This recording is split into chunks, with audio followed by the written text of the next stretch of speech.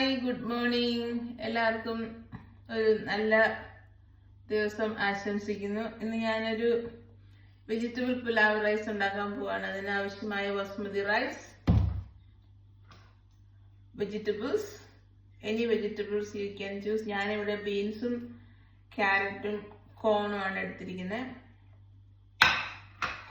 അതിലേക്ക് ആവശ്യമായ മസാലകൾ: ബേ ലീവ്സ്, ഉപ്പ്, ജീരകം, പെരുംജീരകം, ഏലക്ക, പിന്നെ ഇച്ചിരി ഗ്രാമ്പു. ചൂടായ നെയ്യിലേക്ക് നമുക്ക് ആവശ്യമായ ഇൻഗ്രീഡിയൻസ് ഇട്ട് കൊടുക്കാം. നെയ്ക്കകത്താണ് ഉണ്ടാക്കുന്നത്.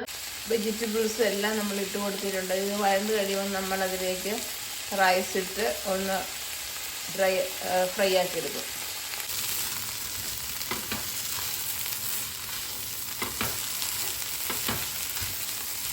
നമ്മുടെ റൈസ് എല്ലാം റെഡി ആയിട്ടുണ്ട്. അതിലേക്ക് നമ്മൾ 1 ഗ്ലാസ് അരിക്ക് 2 ഗ്ലാസ് വെള്ളം എന്ന കണക്കിനാണ് ചേർത്തിരിക്കുന്നത്. അപ്പം നമ്മുടെ അടിപൊളി വെജിറ്റബിൾ പുലാവ് റെഡി ആയിട്ടുണ്ട്. അതിലേക്ക് നമ്മൾ നല്ല ചിക്കൻ കറിയോ മുട്ടക്കറിയോ ഏതെങ്കിലും ഒരു നല്ല ചാറുകറി കൂട്ടി കഴിക്കാവുന്നതാണ്.